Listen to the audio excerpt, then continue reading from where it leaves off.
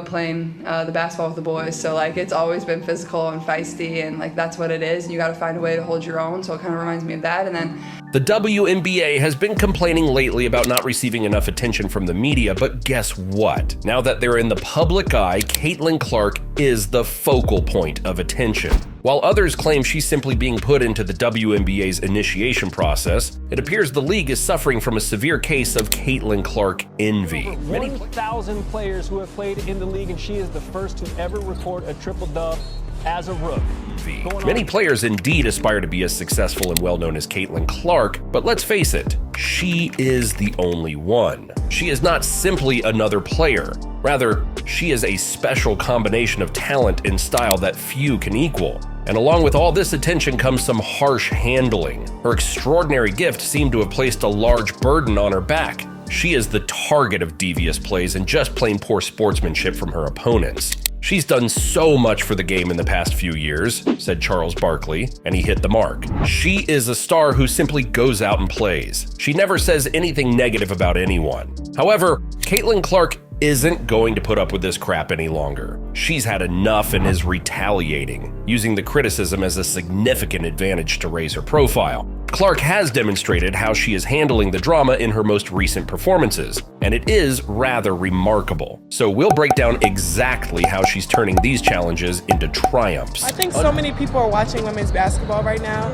It all started from the national championship game, and I've been dealing with this for 2 years now. Unquestionably, racial tensions exist in America, and they frequently manifest themselves in the sports industry. There was more than just basketball at stake in one of the most famous NBA rivalries of the 1980s between Magic Johnson of the Los Angeles Lakers and Larry Bird of the Boston Celtics. Racial tensions were seething beneath the surface of this rivalry. The truth is that armchair critics and sports pundits won't be able to instantly bridge racial divides. Part of Caitlin Clark's path is navigating these waters. Ever since making the transition from college to the business world, Clark has come under constant criticism.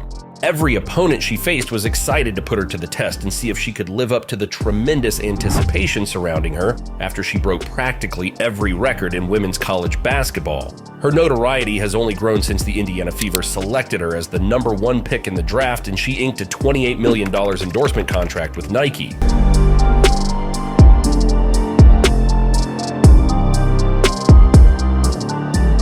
Her race, however, which has sparked a contentious discussion, may be the most important element. Some have claimed that Clark's success is partially attributable to a purported racial privilege. In May, Asia Wilson from the Las Vegas Aces expressed frustration, saying, "It doesn't matter how hard I work, we're still going to be swept underneath the rug." Some media personalities, such as Sonny Hostin of The View and former ESPN pundit Jamel Hill, have expressed similar sentiments, speculating that Clark's relatability and beauty could be partially attributed to her race. Caitlin Clark has been the center of attention for the media ever since she first appeared. Fans are swarming to see her, and just her presence has changed the game, increasing ticket sales and lining the owners of the team's coffers. Being eclipsed by a rookie, no matter how talented she is, must be a hard pill to swallow for many of her friends who were once the league's brightest stars. To make matters worse, it appears as though Clark is the only one who receives the expensive endorsements, which enrages people who believe they should receive the same notoriety. Many players feel that media coverage and popularity are spread unfairly, especially by black players. They argue that if Clark were black, she might not have achieved the same level of fame. Not only is Clark's rise in fame and wealth concerning, but it also raises questions about whether Clark will eclipse her contemporaries' legacies. This has given rise to a convoluted and occasionally deliberate animosity towards her.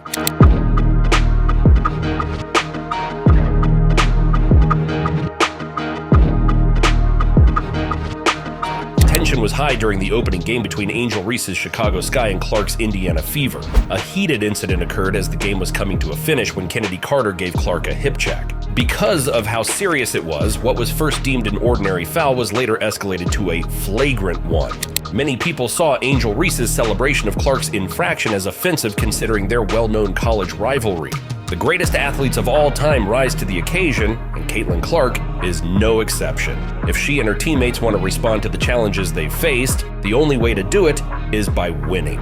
Michael Jordan had a similar tough start to his career. As the third pick in the NBA draft and the leader of North Carolina's 1982 championship team, he was already a national sensation. But the Detroit Pistons, known as the Bad Boys, didn't care about his accolades. They played a rough and tumble style of basketball, and Jordan often found himself on the receiving end of their elbows and hip checks. Despite the hard hits and lack of support from referees, Jordan never buckled under the pressure. He didn't rely on officials to protect him. Instead, he worked harder, trained longer, and grew stronger. His relentless determination earned him the respect of his teammates, who rallied around him because they understood the stakes.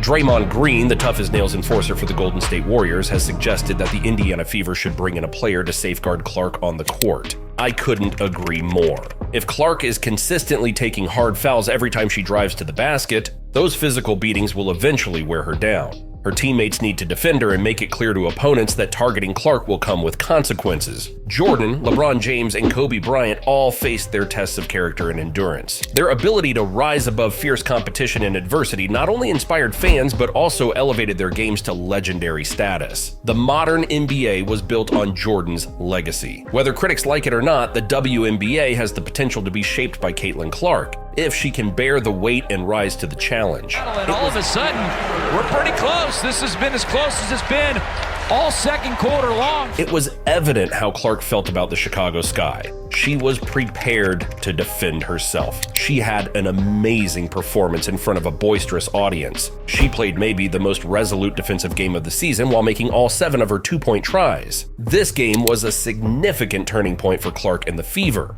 But when Clark drove to the hoop late in the third quarter, things heated up. In an attempt to block her shot, Angel Reese struck Clark in the head instead. Clark took a heavy fall, but she got back up fast. This episode affected Reese's game significantly and demonstrated Clark's resiliency. Reese was in foul trouble after the foul, which reduced her efficiency in the second half and allowed the Fever to take advantage of their momentum. Clark, ever the strong person that she is, was unfazed by Reese's rough play. She took command of the Fever's offense and improved her defensive skills as she continued to thrive on the court.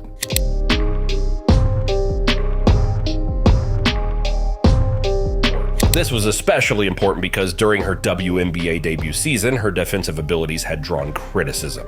With about 6 minutes remaining in the game, Clark was paired with Chicago's leading scorer, Mabry. Mabry attempted to shake Clark with a screen that Camila Cardozo had put up, but Clark, showcasing her enhanced defensive abilities, battled over the screen and blocked what Mabry had assumed would be an easy 3-pointer.